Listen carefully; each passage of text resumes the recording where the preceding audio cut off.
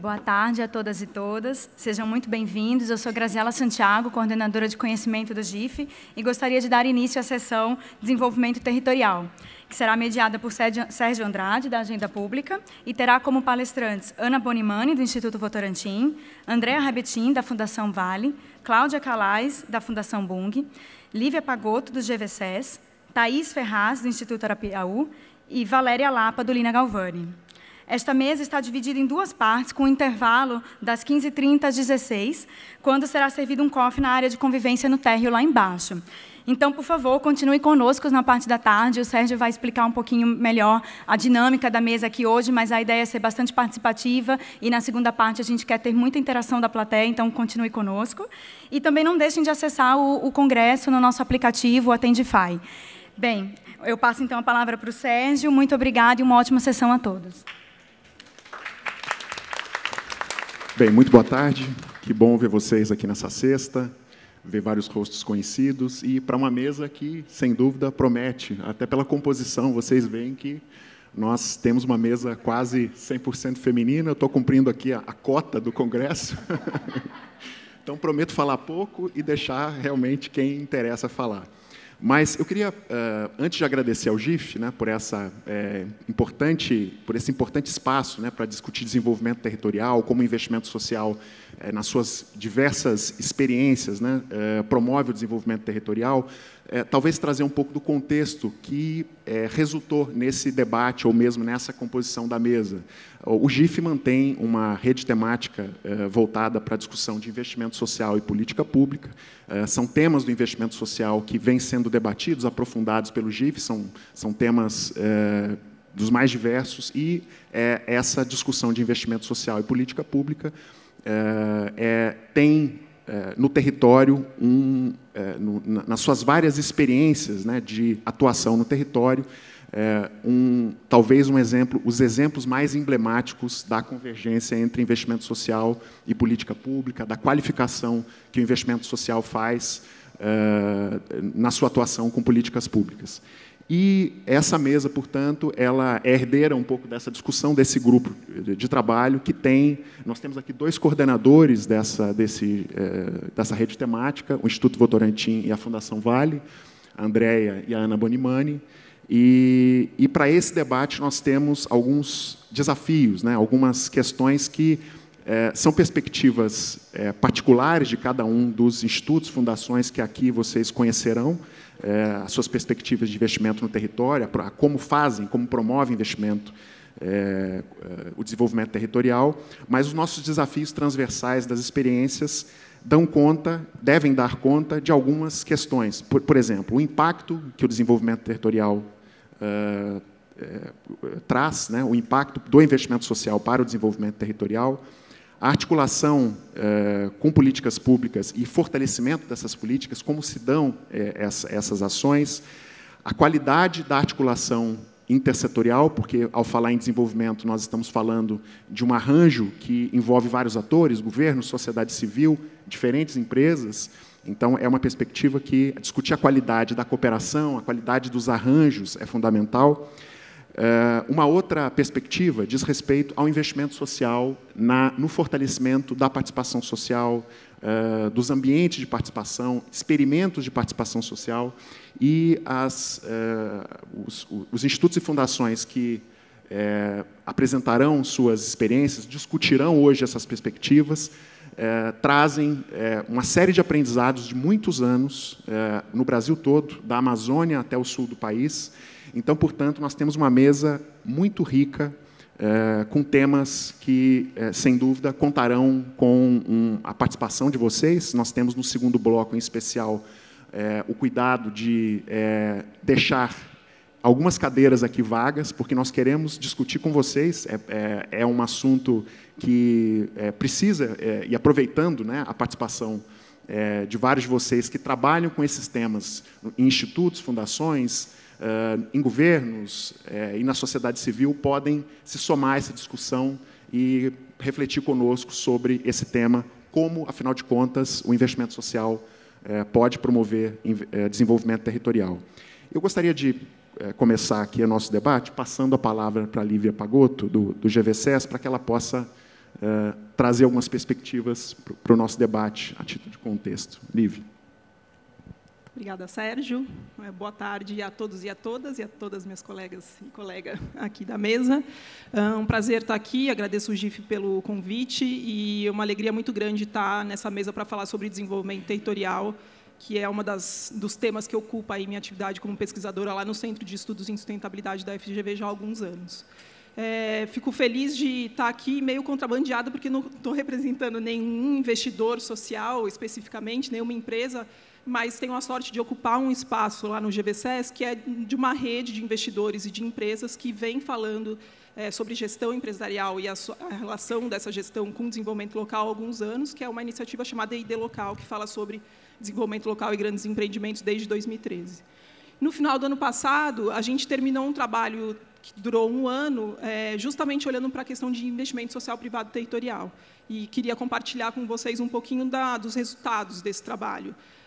Foi uma iniciativa que a gente buscou inspiração muito nos retratos que estavam saindo ali, tanto do Censo GIF, quanto do BISC, e tantos outros estudos que falam sobre, né, as práticas do investimento social privado no Brasil, e o território surgiu aí já há alguns anos como um tema bastante importante, como foco, prioridade do investimento social empresarial, especificamente também no Brasil. E nessa nossa ideia, nessa iniciativa, nessa rede de investidores e empresas que a gente tem na GV, a gente resolveu, então, juntar os dois mundos, né, do desenvolvimento local, da gestão para o desenvolvimento local e do investimento social privado, lançando esse tema chamado ISP territorial. E a gente teve muitas questões sobre como abordar esse tema. A gente teve dúvidas se a gente ia propor para o grupo, né, de investidores e gestores que nos acompanhavam, se isso ia se chamar um tipo de investimento social privado ou se uma abordagem. E depois de um ano de trabalho, a gente chegou à conclusão de que falar sobre investimentos em territórios faz muito mais sentido se for encarado como uma abordagem, e não como simplesmente uma maneira de fazer, né, classificando um novo jeito de investir. Daí, muitos aprendizados saíram daí. Junto com isso, bastante dúvidas também, né? Dúvidas do tipo, e dar alguns exemplos aqui das discussões que a gente teve ao longo do ano. Será que falar sobre investimento social privado territorial faz sentido se ele for só temático? Tem que ser uma ação estruturante? O que é uma ação estruturante para que ela seja chamada de desenvolvimento verdadeiro do território? A gente teve o acompanhamento aí ao longo do ano de alguns especialistas, e me lembro de uma fala bastante interessante do professor Arilson Favaretto, da UFABC, falando que é preciso qualificar o termo território. É um termo da teoria e depois que foi sendo apropriado aí pelos praticantes muito caro, no sentido de que ele precisa ser tratado com muito cuidado. Então, quais são os cuidados para a gente não ter um uso vazio ou um uso fraco do sentido do território? Então, foi com esse rigor que a gente se propôs a fazer questionamentos para o mundo do investimento social privado, esse que olha para desenvolvimento do território, questionando, então, será que a gente está falando sobre um investimento que é temático, tem que ser ação estruturante? Será que ele tem que olhar para longo prazo, mas quais são também as ações e a efetividade das ações de curto prazo? Faz sentido um investidor pensar em atuar sozinho num território? Muitas questões permearam aí a nossa discussão. E para elencar para vocês um conjunto de princípios que saiu ali do resultado, que eu acho que pode orientar, inclusive, as nossas próximas conversas aqui, o debate com vocês nessa tarde, né? Primeiro, o investimento social privado ele tem que ser, em primeiro lugar, fundamentado no desenvolvimento territorial. Parece óbvio falar isso, mas, de novo, né, usar o território mesmo e toda a complexidade que esse termo tem como centro das ações. Depois, o território tem que ser olhado, e o investimento social privado territorial tem que ser olhado como fruto de um pensamento sistêmico integrador, que olha para o cruzamento entre políticas, entre atores, entre os espaços de participação e de controle social, e por aí vai. O ISP territorial ele tem que ser pautado por vocações e necessidades territoriais, ou seja, não existe nenhuma iniciativa que chegue de maneira totalmente externa e que possa propor qualquer atividade de investimento social privado sem entender, de fato, a partir de um diagnóstico muito bem feito e, de preferência, muito participativo, o que deve ser feito naquela ação. Consequência disso é o protagonismo local que surge a partir desse processo de consulta e escuta muito apurada das necessidades do local. O sexto princípio é que o ISP territorial promove e integra-se a arranjos de governança participativa. Então, será que faz sentido criar novos espaços? Será que faz sentido fortalecer capacidades locais de participação? Como é que a gente faz isso acontecer? E, por último, é pensar num investimento social privado territorial que seja fundamentalmente pautado por parcerias e articulações e que possa também se dar o privilégio de pensar o investimento para além de um limite administrativo de uma região. Quebrar um pouco a lógica que a gente tem de municípios aqui no Brasil e pensar em outras formas de olhar as relações entre pessoas e os ambientes onde elas estão inseridas. Então, para começar, já jogo esse monte de questões, mas para a gente foi muito especial chegar, depois de um ano de trabalho, nessa quantidade de reflexões como contribuição aí para o mundo do investimento social privado. Obrigado, Lívia. Bem, começamos agora a conhecer um pouco das perspectivas de cada um dos investidores sociais, de cada uma das iniciativas que aqui estão. Eu queria começar com a Thaís Ferraz, exatamente para que ela possa nos contar um pouco da experiência do Instituto Arapiaú, que tem um trabalho muito intenso com participação social e temas que são vitais para o desenvolvimento territorial. Thaís. Tá aqui. Bom, obrigada. Boa tarde. É um prazer estar aqui. Meu nome é Thaís, como o Sérgio falou, eu sou gerente do Instituto Arapiaú. E, assim como a Lívia, né, comentou um pouco diferente, o Instituto Arapiaú também tem uma certa diferença aqui da grande parte das fundações que compõem o GIF, porque é um instituto familiar. Então, a gente não está diretamente ligado a uma empresa, e sim a uma família. A missão do Instituto Arapiaú é contribuir para a transição para uma sociedade mais justa, solidária e sustentável. E existe algo que todo mundo aqui sabe da relevância e da importância do investimento social privado e da filantropia, mas a gente também tem plena noção da nossa capacidade relativamente limitada de promover a transformação. Então, a gente acredita que existem 3 vias fundamentais para que a gente tenha longevidade e tenha maior impacto, que é uma filantropia mais estratégica, com um olhar de alavancar novos modelos econômicos mais sustentáveis, promover a participação social e influenciar políticas públicas. Então, a gente acredita nessas 3 grandes vias de transformação. Nós temos 3 focos de atuação prioritários, um deles é mudanças climáticas, cidades sustentáveis e desenvolvimento territorial no sul da Bahia. Para essa primeira fala, eu escolhi uma experiência que nós desenvolvemos em parceria com o Instituto Votorantim, dentro do nosso programa de cidades, que tem como grande foco influência em políticas públicas através da participação social, que foi o projeto Sobral de Futuro. Bom, então, para situar um pouco, o nosso objetivo com esse projeto era experimentar um novo modelo de participação social. Então, o Arapiaú sempre atuou muito na linha de controle social.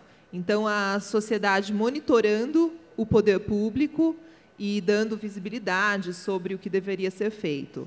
E aí a gente estava um pouco instigado se existe um modelo em que as pessoas se sintam mais motivadas a participar e que a gente consiga promover um diálogo entre poder público e sociedade, e não só essa postura de cobrança. Daí a gente começou esse projeto em Sobral, que ele é a criação pela sociedade local de uma visão de futuro. Então, o que as pessoas sonham, né, para a cidade daqui a 30 anos, e aí, se elas podem, junto com o poder público, discutir e pensar em formas de implementar esse plano. Então, vou contando aqui como foi esse processo, né, e situando um pouco. Sobral é uma cidade de aproximadamente 200 mil habitantes, no interior do Ceará, e acho que muitos aqui devem ter ouvido falar, que é bastante conhecida pela performance em educação, que atingiu aí um dos maiores IDEBs do Brasil. E então a gente começou esse projeto, começamos a discutir com o Instituto Votorantim no final de 2015, e esse projeto foi lançado no início de 2016. Primeira coisa que a gente fez foi conhecer o território, então identificar quem eram os principais atores, enfim, quem deveria fazer parte dessa iniciativa, e aí a gente convidou todos esses atores e todas essas partes interessadas a fazer parte do projeto. E outra coisa também que é bastante relevante é que nunca, enfim, o projeto sempre foi aberto, então isso também nunca acaba, essa identificação, né? Então tinha uma primeira rodada, quem são, e aí as pessoas iam indicando outros, enfim, é um trabalho intenso. Com isso, a gente consolidou um grupo gestor, que era esse grupo representativo ali da cidade, e começamos o trabalho de construção dessa visão de futuro participativo. Existia uma consultoria em campo, que fazia grande parte, né, do trabalho, que estava ali na linha de frente. Então, teve toda uma parte técnica, então, de levantamento de dados, e tudo isso sempre submetido à participação popular. Aqui eu gostaria de destacar 2 iniciativas dentro do projeto. Uma foi uma ação com jovens nas escolas, em que a gente perguntou qual era o sonho das crianças para a cidade daqui a 30 anos. E foi super interessante, porque a gente achou que viriam, né, coisas muito mais ilustrativas, e vieram coisas muito interessantes. A gente usou todo esse material. E uma outra ação que aumentou muito a participação no projeto foi o fato de nós fazermos oficinas territoriais. Então, a cidade foi dividida em algumas regiões, e aí toda essa parte do diagnóstico técnico ela era adaptada, então tinha um trabalho grande também de comunicação, de adaptação de linguagem, e aí nós víamos nos territórios como é que isso era na vida real. E aí foi super interessante, só um dado aqui para ilustrar, a questão de saneamento nos dados era uma questão que não seria prioritária, então ela parecia uma questão meio que resolvida, e aí em 2 distritos isso era o problema. Então, essa territorialidade, né, dentro da cidade também foi super importante, consultar os distritos. Bom, com isso, a gente conseguiu a construção desse plano, que teve a participação de mais de 2.000 pessoas. A gente também teve muita interação nas redes sociais, então foram mais de 45.000. E aí, aqui, o que é muito importante? Você estabelecer algum jeito de conseguir dar resposta e absorver no processo, de não ser essa interação por mídias sociais, não ser algo ilustrativo, né, entre aspas. Bom, lançamos o plano, essa visão de futuro foi lançada no 2º semestre de 2016. A gente conseguiu que todos os candidatos à prefeitura se comprometessem com o plano. Inclusive, a gente identificou que vários deles usaram o conteúdo do plano para elaborar os seus planos de governo. E aí, no início de 2017, foi um processo bastante interessante, porque o prefeito que ganhou a eleição e assumiu a prefeitura de Sobral, que tinha já se comprometido durante o processo eleitoral, ele usou esse plano de visão de futuro como base para a construção do PPA. O PPA é uma lei municipal, então é o plano plurianual aí que dá diretrizes de governo para os 4 anos, e aí grande parte desse plano, que tinha um horizonte de 30 anos, ele já foi endereçado nesses 4. Lógico que não dá para, né, resolver tudo, mas uma parte foi endereçada. Um outro resultado aí que foi um pouco uma consequência, o prefeito também fez um processo de PPA participativo. Então, teve também uma influência no território em relação à importância da participação. Isso a gente também vê como algo bastante positivo.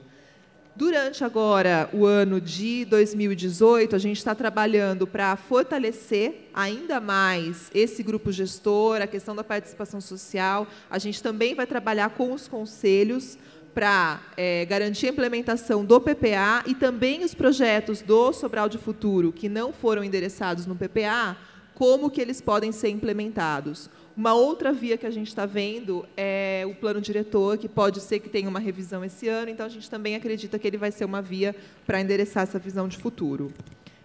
Para fechar aqui então, a minha fala, eu acho que uma mensagem super relevante desse processo é que a participação social ela é super importante para garantir, por exemplo, a gente teve uma troca de gestão. E a participação social e todos os arranjos, né, que a gente promoveu no território, eles garantiram que essas coisas não fossem perdidas. Então, a gente conseguiu que um plano de visão de futuro, que foi construído numa gestão anterior, fosse adotada pelo prefeito que assumiu e que ele usou isso como base para fazer o PPA. Então, isso foi algo bastante relevante. E, além da participação social, esse arranjo, por exemplo, né, de Votorantim, Arapiaú, exato, e todos os outros que a gente construiu no território. Bom, como eu falei, a gente teve uma experiência também em parceria com o Votorantim, um pouco parecida, mas que tem outras nuances, que foi em Três Lagoas, e aí eu deixo aqui só para a gente poder, depois, se alguém tiver interesse, a gente pode trazer na discussão. E o Arapiaú tem um programa de desenvolvimento territorial no sul da Bahia. E aí o território é o fim mesmo, e aí a gente tem outras experiências também, depois na discussão posso contar um pouco mais. Por enquanto é isso. Obrigada, Sérgio. Obrigado, Thaís. Bem, agora eu vou brincar um pouquinho com esse jogral, né? Eu vou para o lado direito aqui da painel. Queria passar para a Cláudia, e que a Fundação Bung tem uma atuação significativa na região norte, que é uma região em que as questões de desenvolvimento institucional são particularmente complicadas, né? E queria ouvir você um pouquinho sobre a experiência de vocês, essas perspectivas na região e em outras partes em que vocês atuam. Obrigada. Uma boa tarde a todos. É um prazer estar aqui. Junto com outras do território, né? A gente sempre que se encontra, a gente brinca, o pessoal do território. Mas eu acho que essa questão do desenvolvimento territorial é algo que está chegando muito forte dentro das empresas, dentro dos institutos e fundações empresariais, que é bem o que a gente representa aqui. E eu acho que está chegando de uma maneira muito crescente e, vamos dizer assim, interessante para o território também, porque é uma reflexão tanto do lado do território como do lado do investidor também, né, do lado da empresa. E dentro um pouco aqui da divisão que a gente fez, coube a mim focar um pouco mais dentro do valor compartilhado. Será que é possível você fazer desenvolvimento territorial trazendo benefícios tanto para o investidor, no nosso caso aqui empresas, como também para o território, que está sediando essa empresa, que tem esse grupo, né? Como o Sérgio colocou, a Fundação Bung, ela é ligada a um grande grupo empresarial do setor do agronegócio, então a nossa atuação ela se dá muito no interior do país, né? São regiões mais distantes. E, além dos projetos que nós temos em 2 municípios no estado do Pará, temos também 3 municípios no estado do Tocantins e agora iniciando em 2 no estado do Mato Grosso, né? E, dentro muito do que a Lívia trouxe, né, do Arapiaú também trouxe, a gente vê o seguinte, a dinâmica do desenvolvimento territorial, ela basicamente ela permeia todas as empresas e instituições. A gente sempre tem os conselhos que ajudam, né, comunitários, cada um dá um nome, lá nós damos GTC, que é o Grupo de Trabalho Consorciado, outros conselhos, mas acho que essa participação popular comunitária, sociedade civil organizada ou não, ela é muito importante para acompanhamento, né? Mas cada território tem uma dinâmica, e eu acho que esse é o grande aprendizado, o aprendizado principal que a gente traz. Não só cada território tem uma dinâmica, como cada empresa também tem uma dinâmica, não é? A Votorantim é diferente da Bung, que é diferente de outras empresas, que é diferente da Vale, e assim sucessivamente. Mas o que torna, eu acho, vamos dizer assim, o que tenta fazer essa mediação entre esses 2 mundos, o empresarial e o territorial, é justamente, vamos dizer assim, essas pessoas que estão sentadas aqui representando as suas instituições, sejam seus institutos e fundações. Nós somos aqueles que tentamos fazer esta mediação. E aí, dentro desse valor compartilhado, o nosso grande desafio o tempo inteiro é promover algo que, de fato, traga um desenvolvimento para o território, mas que também faça sentido para o investidor, não é? E quando a gente vai para essa linha de trabalho, o primeiro processo pelo qual a gente passa, eu acho que é pedagógico, tanto externo quanto interno. A empresa precisa aprender também que ela faz parte daquele território e que ela é um elemento daquele território, então ela não é a responsável por todas as ações, seja para o bem ou seja para o mal, mas ela tem, sim, uma responsabilidade naquele processo, naquela dinâmica. E o território também entender que, a partir daquele momento, ela tem um novo elemento dentro do seu território. Eu falo muito do novo elemento porque, no nosso caso, geralmente a gente chega no território. Então, é um estranho que está chegando num ninho que já está ali composto, né? E o nosso objetivo dentro dessa questão do valor compartilhado é, principalmente, fazer com que os 2 lados entendam e evitem que uma oportunidade que esteja chegando, seja por grande de um empreendimento, ele, de fato, se converta em uma oportunidade e não numa ameaça. Porque, óbvio que um empreendimento, quando ele chega no território, ele causa um impacto, sim, né? Às vezes, ele não cria todos os desafios que o território tenha na área social, mas, se ele não tomar cuidado, ele potencializa. Porque, muitas vezes, você encontra já desafios, mas, se você não tomar cuidado, você pode potencializar.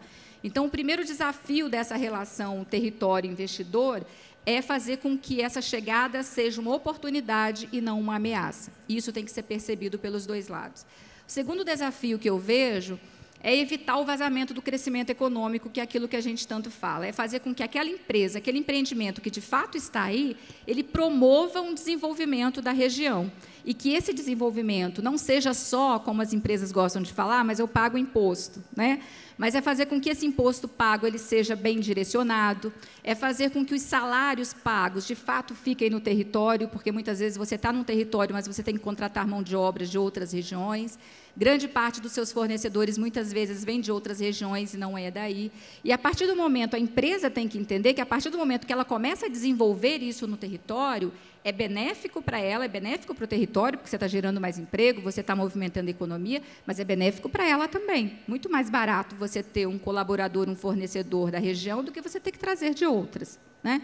Então, eu acho que essa dinâmica é o segundo desafio. E o terceiro é você aprender a trabalhar em conjunto, em parceria e em rede, né, que é o grande desafio. Desenvolvimento territorial você não faz só por meio da empresa, você não faz só por meio da sociedade civil, você não faz só por meio dos órgãos públicos. Tem que ser um colegiado e tem que ser um trabalho a várias mãos e integrado, aonde começa a responsabilidade de um, termina, começa do outro, e tem que ter muito diálogo para que isso, de fato, se estabeleça e, de fato, aconteça. E, muitas vezes, quando eu falo desse processo pedagógico, ele está do lado de cá também da empresa, de você entender que investimento em política pública, muitas vezes você ouve assim dentro da empresa, mas esse não é papel nosso, esse não é papel... É papel, sim, porque se eu estou pagando imposto, se esse imposto não está sendo bem investido, eu tenho um problema de saúde, de educação, eu não vou reter colaborador, porque quem vai querer morar num município que não ofereça saúde, educação ou tenha uma infraestrutura mínima? Então, é você ir trabalhando para os dois lados, mostrando saúde e educação interessante no município, é bom para o munícipe, mas é bom para o lado de cá também como investidor, para você também como investidor, né? Contratar, vamos investir em jovens, formação, mas será que esse é importante? Sim, eu estou desenvolvendo o município, mas eu também estou criando uma base de pessoas que podem vir trabalhar não só no meu empreendimento, mas em toda uma rede, um ciclo que você cria e desenvolve na região, né? Então, o valor compartilhado hoje, eu sinto que ele está muito mais perceptível, não só do ponto de vista do território, como também do ponto de vista da empresa. Mas temos esses três grandes desafios que eu coloquei para vocês. É que, de fato, a empresa, o empreendimento, seja uma oportunidade, não uma ameaça, que, de fato, a gente consiga evitar o vazamento do crescimento econômico e que a gente, finalmente, aprenda a trabalhar em rede, a trabalhar em parceria, onde cada um cumpre a sua etapa, mas não fica pesado para ninguém e, no final da história, todo mundo sai ganhando. Muito obrigada. Muito obrigado, Cláudia. Bem, queria passar para a Ana Bonimani, do Instituto Votorantim, que tem uma experiência de anos conhecida com gestão pública. E a gestão pública é um desafio em todo o país, mas, sobretudo, em municípios menores, médios. Então, queria conhecer um pouquinho como é que vocês, afinal de contas, como é que vocês promovem o desenvolvimento nos territórios em que vocês atuam. Bom, boa tarde. É um prazer estar com essas pessoas incríveis aqui. Depois a gente também vai passar a palavra, né, para o público, também para aprender com vocês.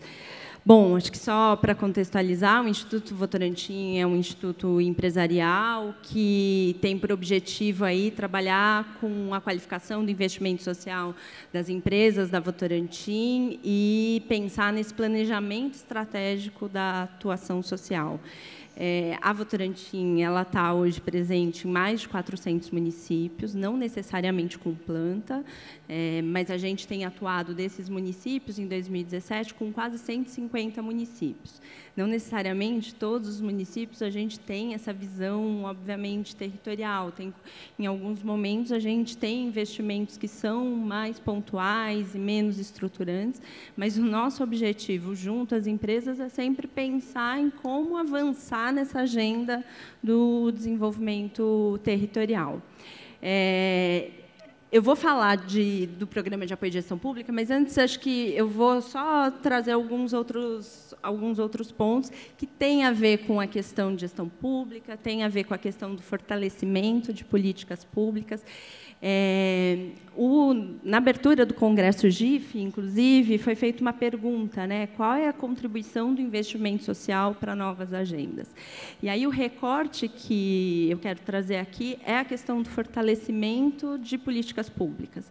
Como que o investimento social contribui para a questão do fortalecimento de políticas públicas.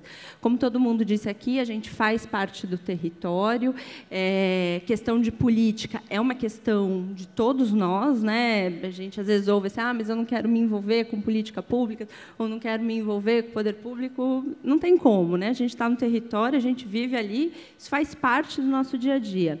E aí, pensando um pouco assim, que pontos que a gente acha que são importantes ressaltar, né? Seja da perspectiva do porquê é relevante ou porquê é um desafio, a primeira questão é assim, por que a gente atua com fortalecimento de política pública? A primeira questão é a escala. Nenhum investimento que qualquer instituto, qualquer empresa faça aqui vai ser capaz de dar a escala que tem uma política pública.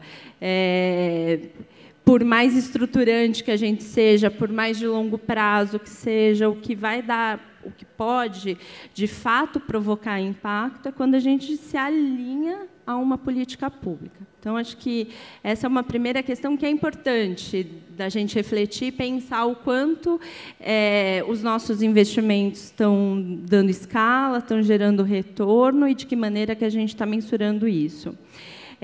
Um segundo ponto é sobre a convergência dos interesses, que é muito difícil.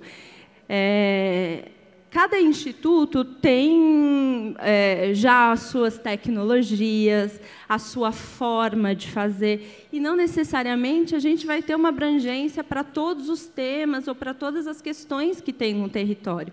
E não é possível mesmo que tenha, né? Então, cada um vai levar a sua perspectiva, mas como olhar para isso e pensar que a gente tem um conhecimento, existe um conhecimento no território, e pensar nessa flexibilização, muitas vezes.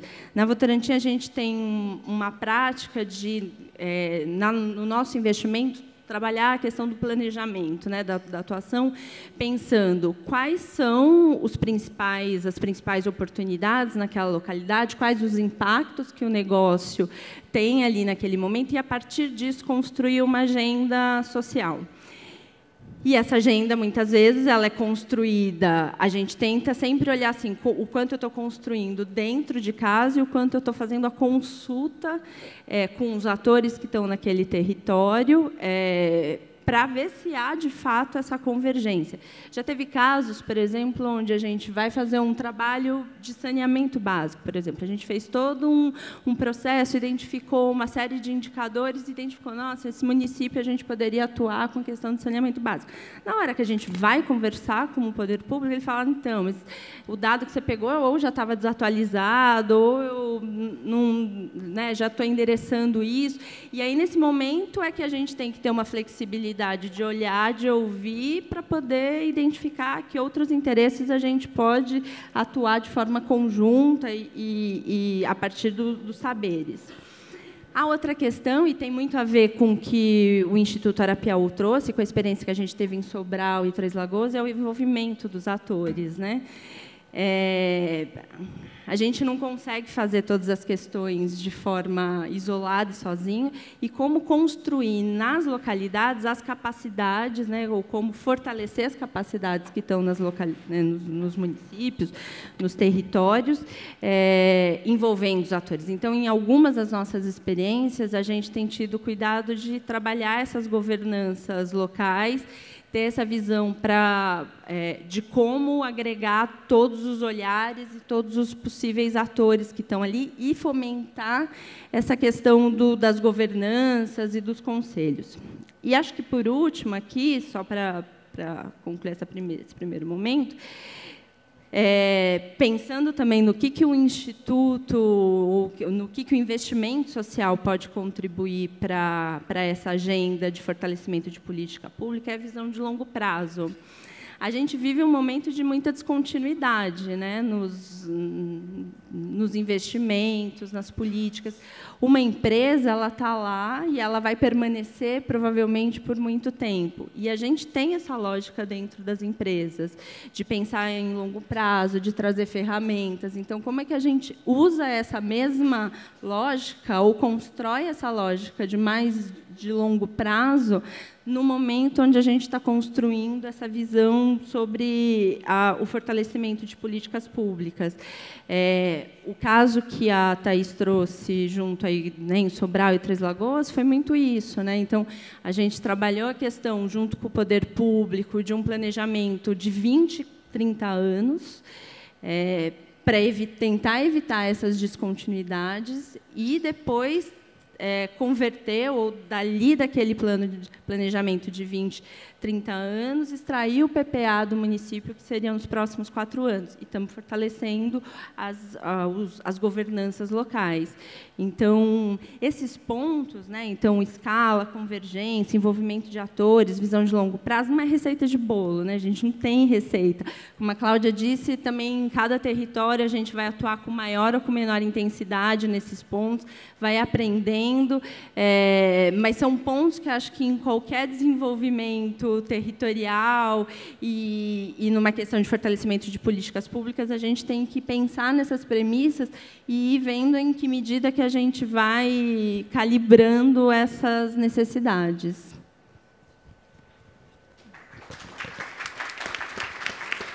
Obrigado, Ana.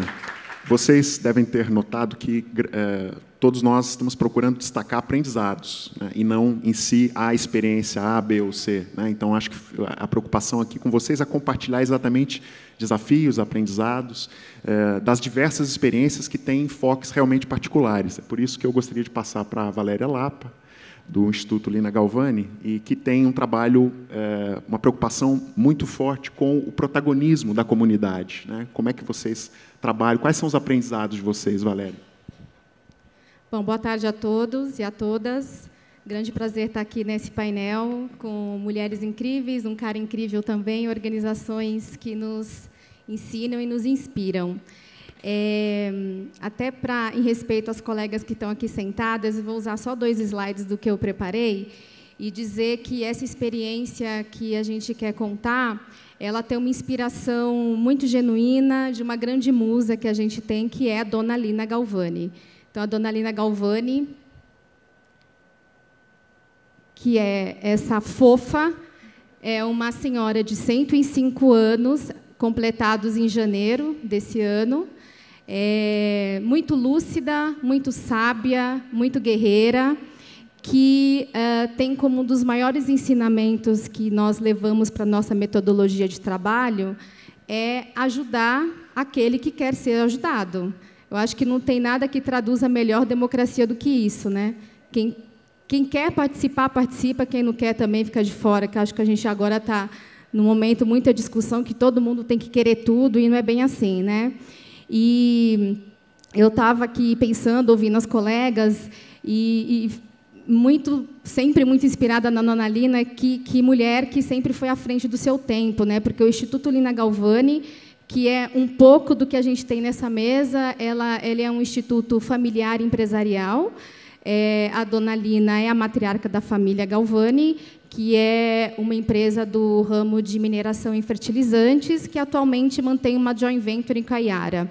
É uma empresa que atua hoje em alguns territórios do Brasil, e nós atuamos especificamente no oeste da Bahia, em Luiz Eduardo Magalhães, em Campo Alegre de Lourdes, que fica no semiárido da Bahia, já divisa com Piauí, em Serra do Salitre, que é sul de Minas Gerais, e nosso escritório fica aqui em São Paulo, no Jaguaré, na zona oeste aqui de São Paulo. A gente tem uma atuação mais tímida, mas a gente já está lá, e o Instituto completou 15 anos agora em março. E a Dona Lina, acho que, pelo que nos consta, sempre ensinou aos filhos e aos netos que é necessário uma comunidade onde que todos tenham oportunidade de participação. E olha que interessante, a gente faz parte da Rede América, que é uma rede composta aqui no Brasil por 10 organizações, e também tem a Natura como empresa, e que hoje que é uma rede latino-americana, temática, e que tem como mote o desenvolvimento de comunidades sustentáveis, né? Uma organização, uma rede aí de pouco mais de 10 anos, e essa senhora de 105 anos já falava isso lá atrás, há mais de 50 anos, né? Uma pessoa à frente do seu tempo que nos inspira muito. E aí, o que eu tenho para contar para vocês de experiência é que a gente tem, dentro do nosso trabalho, a pretensão de acreditar que nós auxiliamos ou contribuímos com o desenvolvimento territorial por meio de uma metodologia própria de desenvolvimento comunitário, que está essa imagem aqui para vocês, que nasce num ponto muito comum às outras organizações, que é um diagnóstico participativo, que tem o intuito de ouvir todos os atores do território, e que, a partir deste diagnóstico, a gente desenvolve uma visão de futuro, um plano, né, de trabalho por um determinado período, que tem como foco duas grandes dimensões, que é a coesão comunitária e o desenvolvimento de potenciais. Essas dimensões, no caso especificamente da coesão, a gente trabalha as iniciativas que nós temos para desenvolver participação, diálogo e confiança. Então, dentro da nossa metodologia, esses são os nossos pontos cruciais de trabalho junto às comunidades onde nós atuamos. Com relação ao desenvolvimento de potenciais, e aí, inclusive, entre a gestão pública, e que bom que o Sérgio está aqui, porque a Agenda Pública é um dos nossos parceiros nessa missão de ampliação aí dessas capacidades locais. No desenvolvimento de potenciais, a gente trabalha com ampliação e inovação de repertório, que é muito importante para receber. Aí, hoje, mais cedo, estava a CEO da Microsoft falando de tecnologias, e eu ficava me perguntando, meu Deus, como é que a gente trabalha onde não tem tecnologia, né? Mas a gente também consegue desenvolver tecnologia social, né? A gente também trabalha dentro desse desenvolvimento de potenciais com governança, e aí governança no amplo sentido de envolvimento de todos os atores sociais na gestão de um território, e também com a satisfação do território. Então, a gente entende que, trabalhando e ampliando as capacidades das comunidades, das pessoas, e desenvolvendo lideranças, naturalmente, atingir uma melhor governança, uma ampliação do território, isso vai acontecendo ao mesmo tempo. Essas coisas elas vão se complementando, né? E, por isso, esse modelo de trabalho ele traduz a nossa visão, que são comunidades sustentáveis, articuladas de forma solidária. E também é uma coisa que traduz a nossa missão, que é a ampliação das capacidades das comunidades para que elas próprias transformem a sua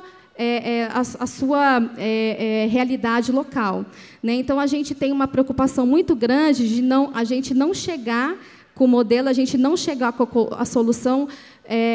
Foi muito importante o Sérgio colocar que aqui a gente está trazendo experiências, né? Não existe, de fato, modelo pronto, uma necessidade grande de adaptação de território para território. Eu citei 2 municípios da Bahia para vocês. Campo Alegre de Lourdes está entre os piores PIBs do Estado, enquanto que Luiz Eduardo Magalhães está entre os maiores PIBs do Estado. Como é que eu atuo em realidades tão diferentes? De forma muito simples, respeitando aquele território, tendo uma escuta devidamente ativa, e tendo, a gente gosta muito do olhar apreciativo e da escutativa, que está dentro de uma tecnologia que a gente usa, que, se for possível, a gente conta mais um pouco para vocês, que é a terapia comunitária integrativa, que é uma política pública do Ministério da Saúde, que também faz parte do nosso modelo de trabalho. Então, um pouquinho do que o Instituto Nina Galvani faz, e fico aqui à disposição. Obrigado, Valéria. Bem, queria passar aqui para Andréa Rabetin, e que tem uma crença muito particular de vida, mas também institucional, né? A Fundação Vale tem uma atuação na construção de parcerias que é destaque e é bastante debatida, enfim.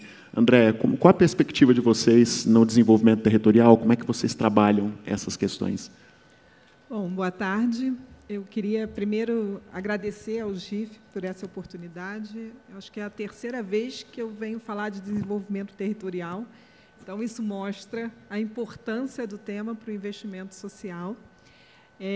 Sérgio, para mim, hoje é um momento até de muita emoção, porque estar aqui com um grupo que a gente regularmente se encontra para discutir e ver algumas amigas minhas que estão na Fundação, Aline Torro e Cristiana Costa, pessoas que nem estão mais na Fundação, mas que começaram comigo lá, Cristiana e Andréia Gama, pessoas que começaram em 2006 a falar de desenvolvimento territorial.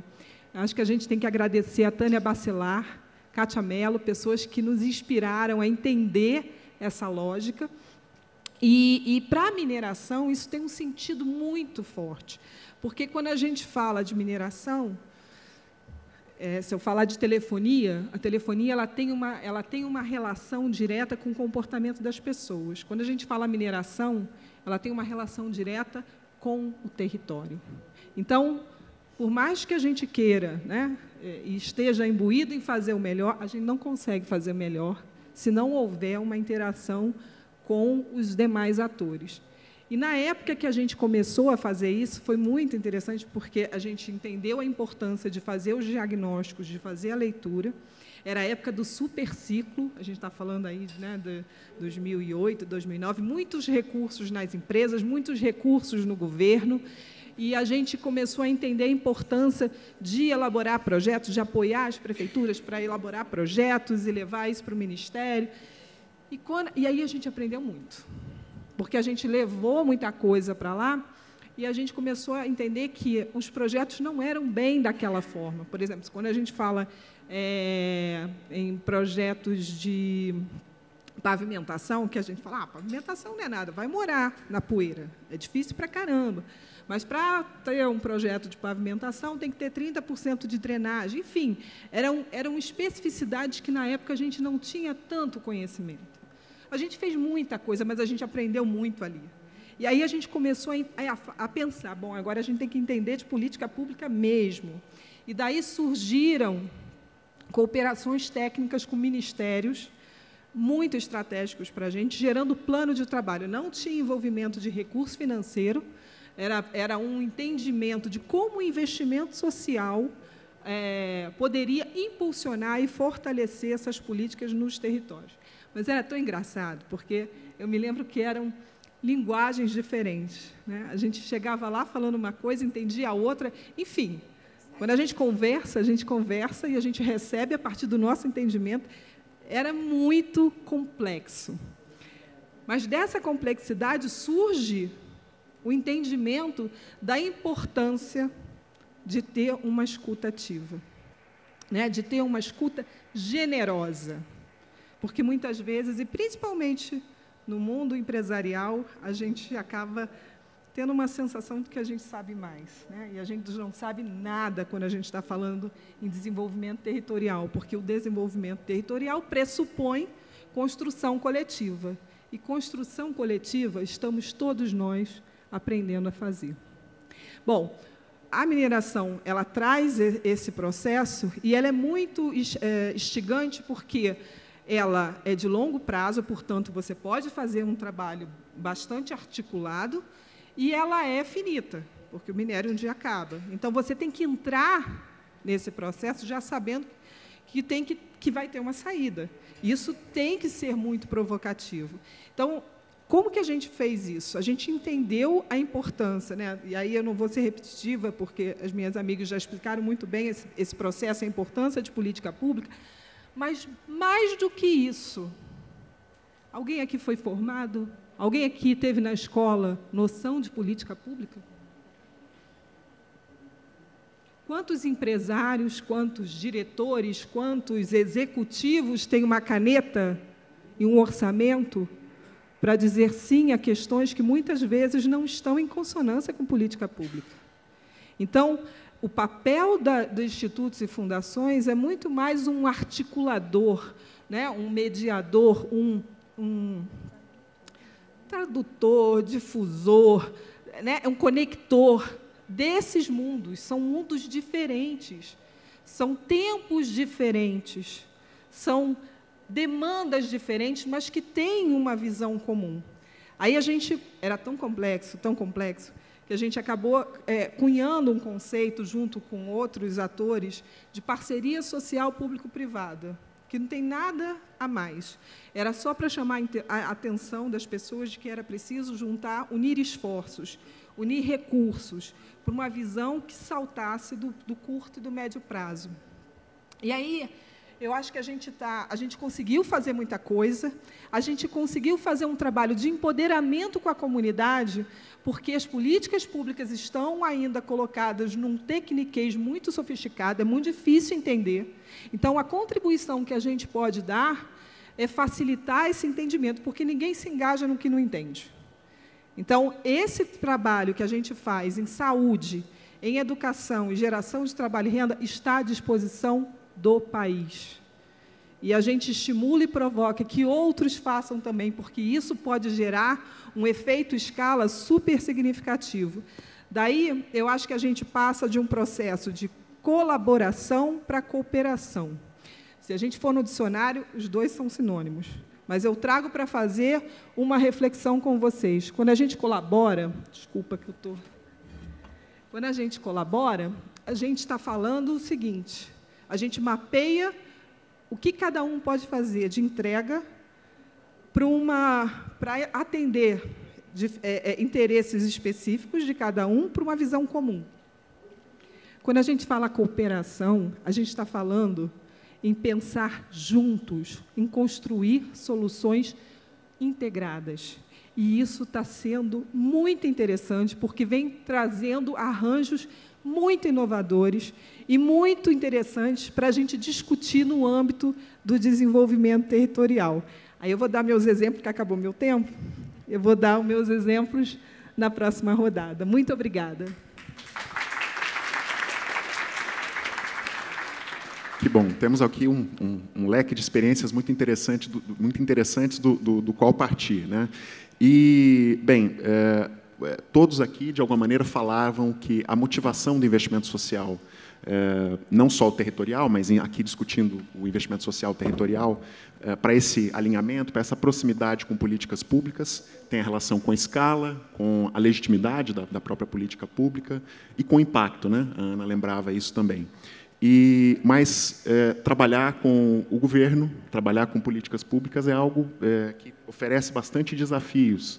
E eu queria, efetivamente, conversar com vocês sobre os desafios das experiências que vocês têm lidado, não só a diferença de cultura, né, mas quando nós pensamos na fragmentação das políticas públicas, quer dizer, um problema de educação é enfrentado pela Secretaria de Educação, mas as causas do problema extrapolam, não estão na Secretaria de Educação, né? É um problema multicausal, um problema complexo, e isso exige arranjo, exige um pensamento mais sobre governança também. Então, como é que vocês, que desafios vocês têm enfrentado nesse trabalho da promoção do desenvolvimento com políticas públicas? Aí vocês aqui definem quem é que gostaria de compartilhar. Acho que, pensando talvez mais no que a gente pode pensar, menos no desafio e na solução, né? Quando a gente está falando de, também, descontinuidade, problemas que, às vezes, não são todos, né, necessariamente tão conhecidos por todos. Acho que tem algumas coisas, e isso está permeando o Congresso de uma maneira muito forte, né? Primeira coisa é fortalecer as capacidades locais. Então, é entender que, por mais que estejamos naquele território, ainda, quando chega um instituto, ele é um agente, às vezes, externo, e que a gente precisa conhecer aqueles atores locais e fortalecer as pessoas que vivem lá e deixar o conhecimento ali, né? Então, acho que esse é um primeiro ponto. O envolvimento de todos os atores, acho que passou aqui por todo mundo, né? Não teve ninguém que falou que estava fazendo a coisa sozinha. E por que envolver outros atores também é importante? Teve um município no Nordeste que a gente foi, e a gente estava fazendo um trabalho, por exemplo, de infância e adolescência. Então, era fortalecimento do Conselho Tutelar, fortalecimento do Conselho Municipal dos Direitos da Criança, trabalho com o Ministério Público, enfim. E aí, numa reunião onde estavam todos aqueles atores, e a gente tinha feito na nossa visão, uma ótima pactuação com a prefeitura sobre aquele trabalho, porque, afinal, questões de infância e adolescência, né, tem que estar na agenda da prefeitura. Num determinado momento, ele falou assim, isso aqui está tudo muito legal, está aqui tudo muito bonito. Eu estou até olhando para uma pessoa que viveu isso, né, lá, mas quando vocês vão me dar ambulância? E aí, você explica que o conceito não necessariamente é aquele, mas, mais do que você explicar, tem outros atores naquela localidade que vão demonstrar que não é aquele o sentido da parceria, do fortalecimento. Então, quando você trabalha nessa questão de influência e de juntar outras pessoas, quer dizer, não é a empresa, né? Não é o instituto que foi lá e que falou que criança e adolescência, por exemplo, é importante, né? Que a gente precisa combater a exploração sexual infantil, que a gente precisa trabalhar a questão de trabalho infantil. Eu tenho lá todos os outros atores que estão trazendo também esse conhecimento, e eu estou trabalhando com as pessoas que têm essa causa. Então, pensando nesses desafios, acho que essa continuidade também é importante. E acho que tem uma outra coisa que eu também ouvi bastante aqui no GIF, é ter parceiros técnicos e fornecedores que conheçam do assunto. Um instituto ou uma empresa, ela não é especialista necessariamente desse assunto. Então, eu preciso de gente que saiba falar aquela linguagem. Eu estou vendo aqui, por exemplo, o Instituto Meio, Lars, que a gente trabalha junto, por exemplo, em projetos de geração de trabalho e renda. Eu não tenho essa expertise. Eu tenho que confiar em quem tem essa expertise e quem pode, de repente, falar a mesma linguagem e pode trazer os conceitos. Então, acho que esses pontos talvez ajudem nessa questão que você trouxe de desafios. Agora começamos a, efetivamente, dialogar, né? Lívia. Bom, o que a gente tem observado é uma necessidade, uma demanda tremenda de definição de papéis e responsabilidades. E quando a gente senta aqui nessa mesa, né, talvez com exceção do Instituto Arapiaú, a gente tem na chegada de um território e na chegada do investimento social privado no território 3 atores. O território atuando, obviamente, já instalado, tem a empresa com todos os seus objetivos ali, né, de operação, e o investidor social que vem acompanhando e tentando orquestrar, como bem disse a Andréia, aí, uma organização, né, de fortalecimento da trajetória do desenvolvimento, enfim. Isso também pode ter a ver com o contexto de licenciamento ambiental, que na GV a gente contextualiza muito por uma experiência larga aí que a gente tem no contexto amazônico, enfim. Então, papéis e responsabilidades bem definidos e bem pactuadas desde o início da atuação, desde a chegada do investimento social privado, parece ser um item bastante desafiador. E, nesse contexto todo, tem algumas questões relacionadas, né? Como, a partir dessa definição, você faz gestão de expectativas? Para deixar claro, né, o que é papel do investidor, o que é papel da comunidade, o que pode ser papel da empresa, e o que é papel do poder público, né, e comunidade, aí eu estou, obviamente, generalizando. Ao mesmo tempo, como eu faço do diagnóstico inicial, esse retrato inicial de um determinado território, não somente um meio ou um fim a ser alcançado, mas o início de um verdadeiro diálogo com o território. Não usar o diagnóstico daquele território como um instrumento simplesmente para eu depois definir, mas como início realmente de uma relação com o território.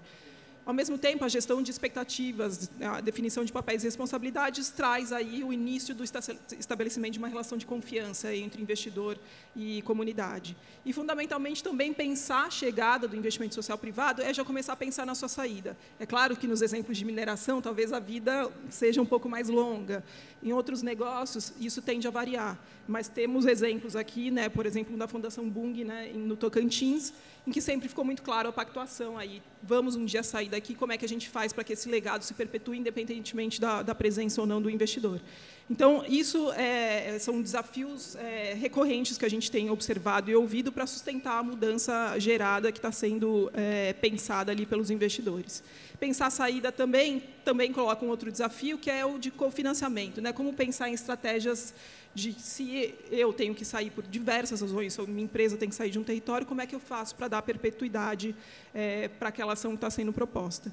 E só para destacar mais 2 pontos, que também são pontos que a gente vem explorando já há alguns anos lá no GVCES, são os desafios tanto da avaliação de impacto, que são tremendamente abordados aqui no Congresso GIF, não só por essa edição, mas já historicamente vem sendo extremamente abordadas, e do contexto da atuação territorial, será que a gente não está falando ainda mais de uma dificuldade maior, né? Uma complexidade tão grande que se propor a fazer desenvolvimento territorial ou contribuir para novas formas de desenvolvimento territorial não traz ainda mais complexidade? E, por fim, totalmente conectado à questão da avaliação de impacto, é como eu, como investidor social privado, me coloco também como ator que posso ajudar a monitorar o desenvolvimento daquela região, não somente por meio da minha ação, mas nessa conjunção de ações que acontecem no mesmo território. Só colocar, acho que tudo que a Lívia colocou, eu assino embaixo, acho que é isso. Eu só queria complementar com uma questão, que assim, a gente também não pode esquecer que o território ele tem uma dinâmica, assim como a empresa tem uma dinâmica, e as dinâmicas mudam, não é? Por mais que a gente esteja acostumado a falar, por exemplo, pegando o ponto de vista da empresa, que a empresa tem um investimento a longo prazo, que ela tem mesmo uma, né? Mas ela tem um investimento a longo prazo até a primeira crise, né? Porque aconteceu uma crise, aconteceu uma questão, opa, precisamos repactuar aqui também, né? Tem uma questão dessa interna. Do outro lado também, do território, o que eu estou falando que as dinâmicas mudam, e aí eu estou trazendo bem para uma questão prática, né? A dinâmica vai bem, a pactuação é interessante, enquanto está legal. Ano eleitoral, por exemplo, é um ano que você tem que repactuar sempre. Então, ou seja, a cada 2 anos no território, a gente que atua em território sabe que a cada 2 anos, apesar das eleições, né, serem de 4 em 4, mas nós temos eleições a cada 2 anos, né, sejam estaduais, municipais ou federais. Então, a cada 2 anos, você tem que ir lá repactuar. Não, gente, espera aí, tem um plano que a gente fez em conjunto, que a gente trabalhou, que a gente colocou.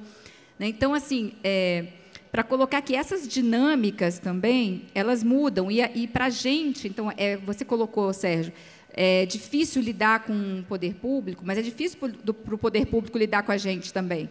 Né? Lidar com a gente, que eu digo, com o setor produtivo, lidar com as empresas. Então, é uma via de mão dupla.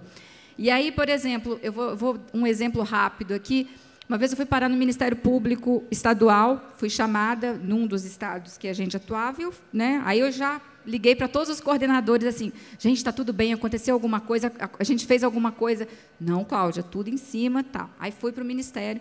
Aí cheguei lá, o prefeito, é uma região que a gente trabalhava consorciada, com 3 prefeituras, e o prefeito organizou os outros 3 prefeitos e fomos lá. E a reclamação era ponto de ônibus, ele queria um ponto de ônibus. Aí eu falei, gente, mas um ponto de ônibus, né, Ministério Público Estadual, como é que é isso? E fomos conversando, e o promotor chegou uma hora que falou, nossa, mas né, estamos aqui por isso e tal, não sei o quê. Aí, no final, de fato, saiu o motivo. O motivo era o seguinte, a gente tinha feito todo um trabalho com jovens em educomunicação, e os jovens tinham começado a fazer blogs, a fazer uma série de trabalhos, e começaram a colocar nos seus blogs, nas suas ferramentas, não só elogios à administração, mas também críticas à administração. Né? Essa questão de cultura participativa levou com que, depois de 5 anos de trabalho, junto com o SEMPEC na rede de educação, a rede exigisse que eles tivessem, que pudessem escolher os diretores da escola, que tivessem eleições e não mais indicação, como era.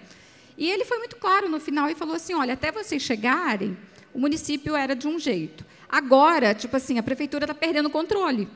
Né? No final, foi meio essa a questão. Ele não disse com essas palavras, óbvio, eu estou sendo mais direta. Mas, então, para demonstrar assim, que, às vezes, a gente acha também que tem... Aí a gente aprendeu, não, legal, temos que ir por etapas e temos que ir já clarificando um pouco mais essas etapas e deixando bem claro aonde isso pode chegar, para que o outro lado, para que a parceria aconteça, ela entenda e esteja confortável nessa parceria. Mas eu só queria ressaltar assim, que essa dinâmica, tanto de territórios como de empresas, elas mudam também, né? Elas são cíclicas, né? E a gente tem que ter capacidade de leitura e de acompanhamento disso. Ai, aconteceu o que eu estava temendo o tempo inteiro, não é isso?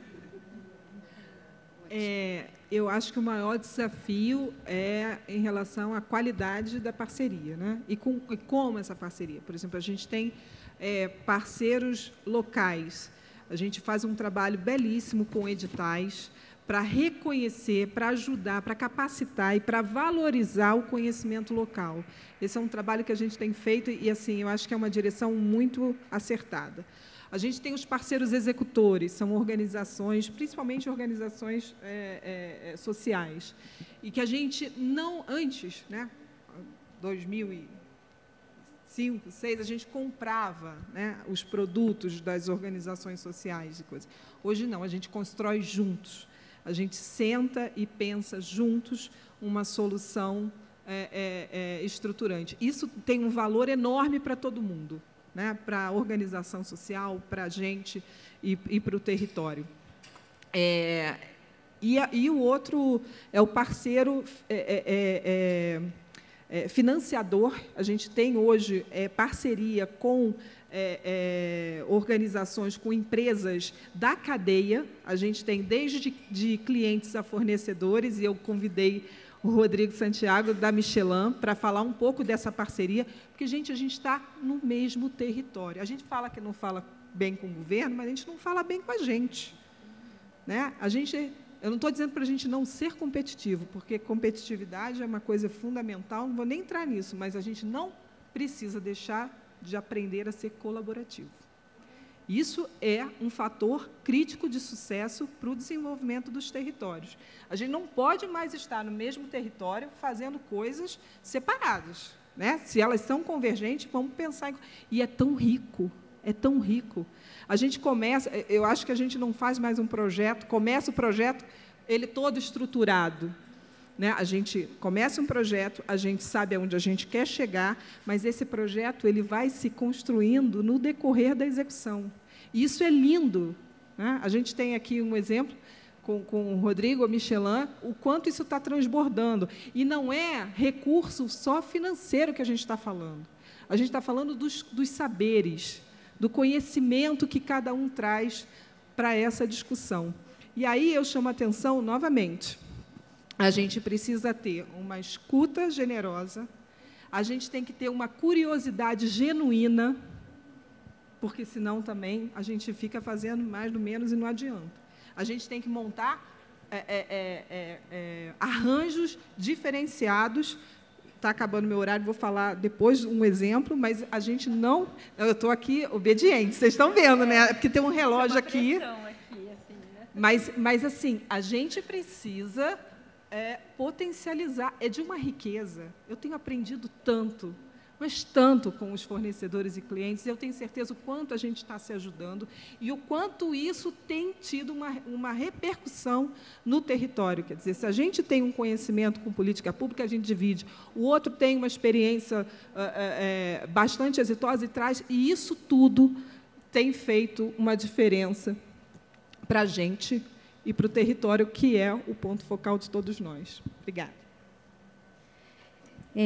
Queria contribuir aqui colocando que acho que o desafio é não ser paralisado pelo desafio.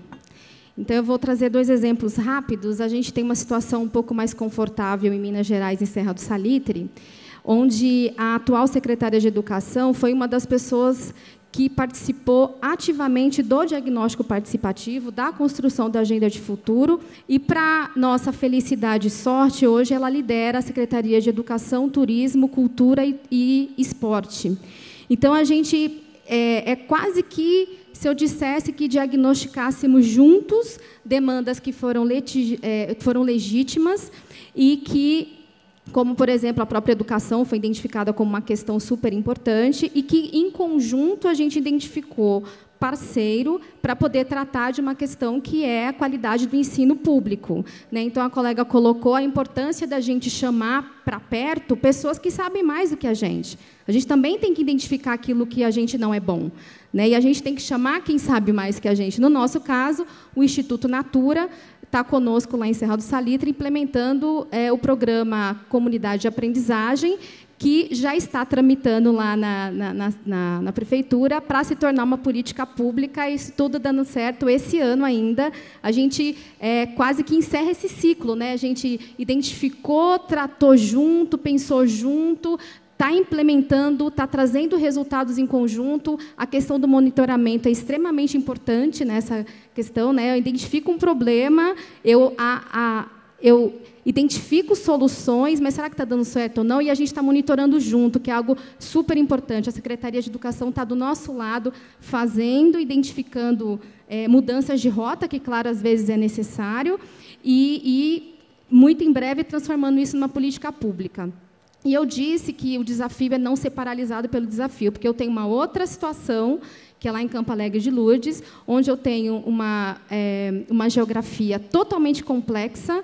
Os povoados onde nós trabalhamos, eles ficam geograficamente bem distantes da sede do município, então já existe uma dificuldade que é física, né, que é logística, e um distanciamento, de fato, de gestão, né? E aí a gente não faz nada.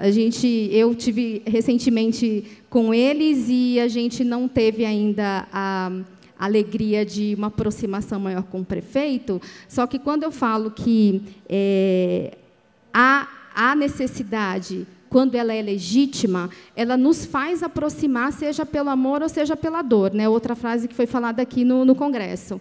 E aí a gente já começou por meio de demandas que são legítimas, a uma aproximação maior com a equipe de gestão. Não consegui com o prefeito, mas eu estou ali nos secretários. Estamos ali tocando a vida, estamos trabalhando com questões que eu posso dizer, sim, são pontuais, mas são pontuais de extrema relevância para um povoado, por exemplo, de 1.000 habitantes, que, quando precisa ou quando consegue um carro, chega lá na localidade para votar ou para passar por uma consulta médica, que nem sabe quem é o prefeito, né?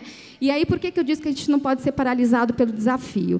Porque uma das questões prioritárias e emergenciais naquela região é a questão da água. Como eu comentei com vocês, é no semiárido. Então, no semiárido não tem água. E há mais ou menos uns 3 anos, a gente conseguiu articular, juntamente com aquele programa 1 milhão de cisternas, que fossem implementadas as cisternas para aquelas pessoas da população e que trouxe assim um salto de qualidade de vida para aquelas pessoas, né? Então, nós não nos paralisamos pela falta de parceria com a governança municipal.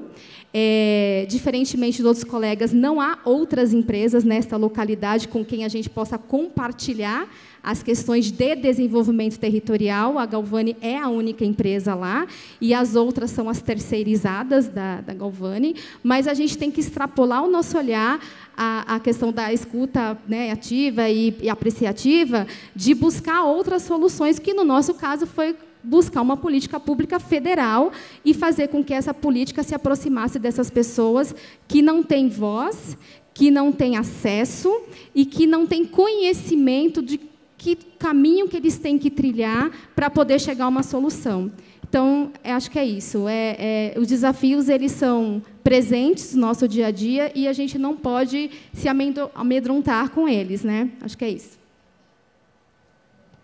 Bom, me ocorreu um pouco com essas falas de um pouco do que a gente viveu, né, nesses nossos projetos de Três Lagoas e Sobral, essas particularidades do território e o quanto muitas vezes, né, as coisas caminharam de um jeito que a gente não imaginava. Então, por exemplo, em Sobral existia um protagonismo muito grande do poder público. Era uma prefeitura, as duas gestões, que davam muito valor à questão da participação, e eles eram muito abertos a esse tema, algo que não é muito comum. Mas, ao mesmo tempo, isso trouxe um desafio de existir uma cultura muito grande de participação social. Então, as pessoas eram muito abertas, elas gostavam, elas já tinham passado por diversos processos, só que, muitas vezes, uma desconfiança em relação a mais um processo participativo. E, em alguns momentos, talvez talvez não esteja usando o termo mais correto, mas até um pouco de falta de protagonismo. Então, as pessoas estão acostumadas ao poder público dar esse espaço e tudo, e aí, né, a gente imaginou que fosse ter um protagonismo maior do que teve de fato. Ao passo que, em Três Lagoas, que era uma cidade que não tinha nenhuma cultura de participação social, e o poder público não estava tão aberto quanto em Sobral, a sociedade teve um protagonismo que nos surpreendeu muito. Então, enfim, com isso, assim, apenas é uma reflexão que a gente ainda está, né? A gente está bem no meio desses projetos e entendendo um pouco como endereçar, mas essa questão, acho que reforça a particularidade de cada território e quanto a gente também tem que se adaptar ao longo dos projetos e das nossas ações. Bem, vocês devem estar ansiosos para interagir conosco. Nós teremos um segundo bloco em que nós vamos trocar de lugar com vocês. Nós vamos deixar aqui algumas cadeiras, porque o benefício de estar no Congresso do GIF é exatamente nos beneficiarmos dessa interação com a plateia, que tem tantas outras experiências como as pessoas que estão compartilhando aqui. Então, no segundo bloco, nós vamos ter essa dinâmica, queremos ouvir vocês, o que vocês pensam sobre as ideias que os colegas aqui estão lançando. Mas queria explorar mais dois pontos na fala de vocês, nas experiências de vocês. Vocês trazem muito, a Lívia, em especial, comentou desde o início, a questão do território, né? E nós estamos falando muito aqui em município, né? E tem uma piadinha, né, aqui na divisa entre Guarulhos e São Paulo, quem é que cuida da ponte? E no território, né, nós estamos falando aqui de uma atuação que, muitas vezes, até para desenvolvimento econômico, outras questões que extrapolam o território o município. E como é que vocês lidam com essas, veem, né, algo que pode ser feito do ponto de vista de governança, do ponto de vista de trabalho mais agregado com a noção de território, e vocês enfatizaram muito a questão de construção de capacidades, né, que é um conceito importante, para vários de vocês enaltecem isso. Mas como é que vocês constroem capacidade no território? O que vocês entendem como esse trabalho de construção de capacidades no território?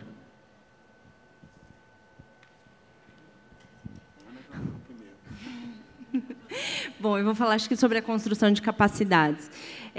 Uma das coisas que a gente tem bastante preocupação é o tempo de permanência que a gente vai ficar na localidade.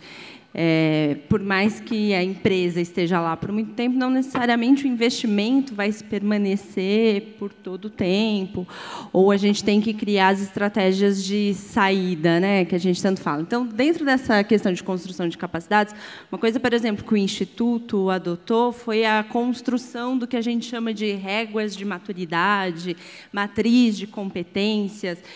Porque, quando eu estou falando de capacidade, de que capacidade que eu estou falando? Quais são os pontos? Quais são as habilidades? Qual é o salto que eu tenho que dar? Em quanto tempo? Então, por exemplo, a gente agora está com uma experiência de educação, é um programa Parceria Votorantim pela Educação, que já existe aí desde 2009, mas este ano, até por conta da comemoração de 100 anos da Votorantim, a gente está presente em mais de 100 municípios, com um programa que trabalha com gestores públicos, gestores educacionais e mobilização social. E aí, falando de capacidades, a gente ficou pensando, bom, quais são as capacidades que os gestores públicos precisam ter, os gestores escolares e a sociedade como um todo, e como é que a gente vai medir essa evolução. Então, a gente ficou ali um ano em conjunto com parceiros que conhecem da educação e testando isso, construindo que processo era esse, que competências que a gente gostaria de deixar no município. E é uma forma da gente pensar assim, bom, a lógica como a gente construiu é pensando num tempo de intervenção. Então, é óbvio que a gente está no meio do processo. Então, a lógica que a gente construiu é que precisamos, pelo menos, de 4 anos para chegar naquela construção de capacidades que a gente pensou, idealizou. Estamos testando isso, né? Estamos junto com o poder público. Isso e aí, só para não perder o raciocínio, tem mais uma coisa que é importante. Então, quando a gente vai e pega essa régua de maturidade, essa matriz de competências, não é a gente aplicando que nem uma auditoria, é um processo participativo, porque aquilo é uma forma, inclusive, deles entenderem também, olhar e falar, nossa, é verdade, eu não tinha planejamento. Ah, mas eu faço planejamento, eu arquivo meus documentos. Quando eu faço planejamento, eu compartilho as informações com os outros gestores escolares. Isso está de fácil acesso. Então, à medida que a gente vai discutindo isso, eu vou entendendo em que ponto que está, vou ajudando a criar um plano de ação com aqueles atores e com aqueles agentes locais, e vou medindo, e é um jeito também da gente ir medindo a evolução. E a gente fez isso para a educação, a gente fez isso para a questão de participação comunitária, para a questão agora de criança e adolescente. Tinha sempre uma questão muito, quanto tempo a gente vai ficar, quanto tempo a gente vai levar para construir essas capacidades. Então, a gente está testando aí essas nossas ferramentas, mas acho que o mais importante é isso, é que ela é um processo que é participativo, e que ajuda com que todos aqueles atores entendam em que momento que está, em que ponto e qual é o plano que precisa ser feito. Acho que eu vou dar 2 exemplos, um com o governo, né, numa integração federal, estadual e municipal, e o outro com o empoderamento da comunidade. A Vale, ela, por ter a concessão do trem, né, da Estrada de Ferro Carajás, ela tem que oferecer o serviço também para trem de passageiros. A gente está falando aí de mais de 800 quilômetros, 16 horas. E, assim, uma região extremamente pobre. E, com essa articulação com o governo federal, a gente começou a entender as campanhas nacionais de combate a doenças negligenciadas. Ali é uma região hiperendêmica, e a gente começou a ver que alguns municípios que estavam nessa região, nesse território, não aderiram às campanhas nacionais. E aí, por isso que eu falo da questão da escuta, né, da curiosidade genuína. Mas por que está assim? Porque os municípios não aderiram e tal. E aí a gente começou a por quê? A Fundação bateu lá na porta da Vale e falou, escuta, será que você deixa a gente usar um vagão do trem para fazer a campanha acontecer? Enfim, aí a gente teve que conversar com a Vale, a gente conseguiu levar do governo federal a campanha, o governo do Estado levou a equipe para dentro do trem, e a gente começou a fazer as campanhas de combate à hanseníase, enfim, AIDS e DSTs. Bom, hoje a gente tem um vagão social, não só para fazer esse atendimento, e eu brinco que é a política pública indo a fórceps para essa região. Por quê? Porque, como o governo federal está e o governo estadual, se o município não acatar, não acolher aquelas pessoas que foram detectadas, o recurso é cortado. E aí foi muito interessante, porque foi muito além do que a gente planejou. Por exemplo, o Brasil é signatário de vários pactos de redução das doenças negligenciadas. O que aconteceu? Que é melhor busca ativa do que um trem que passa permanentemente com 1.200 pessoas dia. E a gente acabou identificando que muitas pessoas não fazem os exames nas cidades, porque são cidades muito pequenas, e essas pessoas têm receio que essa informação vaze. Então, a Fundação, a gente entra com um teatro dentro do... É uma energia, gente. Você vai... Né, tem que ir, porque é muito bacana. A gente vai para dentro do trem, a gente trabalha com literatura de cordel, explicando o processo. O governo do Estado faz o acolhimento, né, porque tem pessoas, e agora tem um espaço devido para isso acontecer, então tem um espaço agora para acolhimento. A gente conseguiu fazer, nesse espaço, um espaço para comercialização também de mulheres, que a gente apoia, Mulheres do Maranhão, que é um outro trabalho de geração de trabalho e renda, para que essas pessoas possam vender os seus produtos no trem. Ou seja, o que eu estou querendo dizer é desconstrua, né, aquelas relações tradicionais. Eu concordo, e isso é vital, que a gente consiga entender os nossos papéis. A gente não pode sair dos nossos papéis, mas a gente precisa produzir arranjos criativos, e competência não nos falta. A gente precisa sair da caixa. Um outro processo que eu acho que é de empoderamento da comunidade, eu posso usar o exemplo de educação de jovens e adultos. A gente sabe quanto é difícil no país esse tipo de situação, e a gente começou a levar para encontros com a comunidade, para que a comunidade discutisse como trabalhar a educação de jovens e adultos. Então, a gente tinha empresários, a gente tinha secretários, todo mundo junto, é um exemplo de Canaã dos Carajás. Houve ali uma sugestão da comunidade de fazer um selo amigo da EJA. Isso teve uma repercussão enorme na cidade. E agora tem um outro grupo de São Luís que fez a sugestão de ter uma sala de acolhimento. Por quê? Porque mais de 20% das mulheres que abandonam os seus estudos, ela abandona porque ela não tem com quem deixar o filho.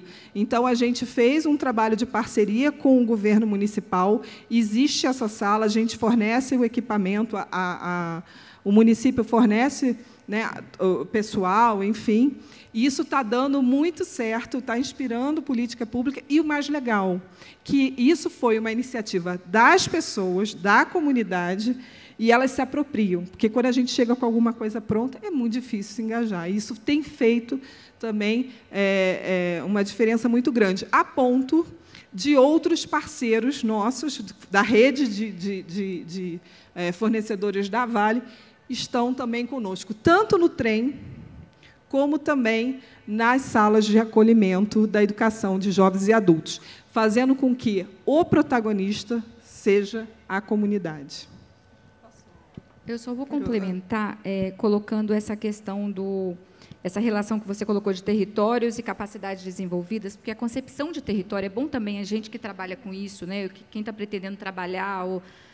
A concepção de território ela depende muito, né? Por exemplo, no Tocantins, nós trabalhamos com 3 municípios, né, no período que o projeto foi desenvolvido, os 5 anos que o projeto foi desenvolvido, de maneira consorciada.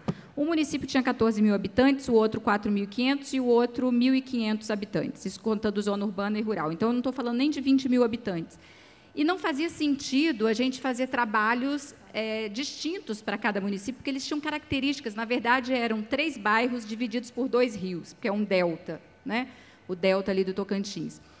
E aí não fazia sentido. Então, foi feita toda uma construção que esse território ele era um território triplo, era trabalhado sempre de maneira consorciada, integrada. Então, foi um trabalho que foi feito para os municípios também aprenderem a trabalhar em conjunto, até porque, assim, municípios com menos de 50.000 habitantes do Brasil não conseguem nenhuma linha de financiamento. Óbvio, estou exagerando, mas, assim, basicamente, depende de emenda parlamentar, porque não consegue linha de financiamento de governo federal. Então, como é que um com 1.500 habitantes, contando zona urbana e rural, ia conseguir alguma coisa? Então, foi um trabalho construtivo de mostrar que essa concepção de território ela ia muito além do que as divisas do município. E foi para uma maneira integrada de 3, tanto que uma das ações deixadas foi um consórcio intermunicipal, que foi criado, e o GTC, que é o Grupo de Trabalho Consorciado, é o conselho que ficou gestando, né, o gestor desse consórcio, porque o município começou a fazer uma série de ações, os 3 municípios, de maneira integrada. Então, unindo aí território e quais são as expertises que foram deixadas, poderíamos ter esse exemplo, assim, de não dá para trabalhar 3 de maneira separada, de maneira consorciada, e isso fica para depois. Quando a gente foi para o Pará, a gente falou assim, pô, a gente já sabe, né, vamos trabalhar de maneira consorciada, vamos trabalhar em 2 municípios. Um ficava a 800 quilômetros de distância do outro. Então, para eu sair de um e ir para o outro, eu tinha que andar 2 horas de carro até Belém, pegar um avião, ir até Santarém, pegar outro avião, ir até uma cidade, a Itaituba, e depois pegar uma balsa para chegar até Miritituba. Então, vocês imaginam trabalhar de maneira consorciada, né? E aí, quando a gente chegou ainda no território, no município, a gente se deparou com um com 110.000 habitantes e o outro com 100.000 habitantes. Aí você fala, não é tão grande assim. Sim, mas só que para você juntar esses 110.000 habitantes, você tinha que, muitas vezes, rodar 2 dias de barco para chegar até a comunidade seguinte. Então, como é que você vai trabalhar? E aí esse território, então, se reduziu não só a um município, a uma localidade, mas a um tema específico, que é a proteção integral da criança e do adolescente. Porque quando a gente chegou lá, como todo mundo, faz diagnóstico, levanta e tudo, você vê que a questão da exploração sexual infantil era algo muito forte no município, né? Então, assim, a gente, como empresa, a empresa não levou a prostituição infantil para a região, mas se ela não tomasse cuidado, como ela estava trabalhando em 2 modais, um hidroviário e um rodoviário, ela poderia potencializar e muito. Então, foi que começou-se um trabalho todo, em 3 fases. Sensibilização, que era um trabalho interno, com os aquaviários, com os caminhoneiros, um trabalho interno da empresa, né? Políticas públicas, que aí foi reunir, que é muito o que a gente está falando aqui, de reunir todas as entidades, é um trabalho até que a Agenda Pública nos auxilia, né, há alguns anos.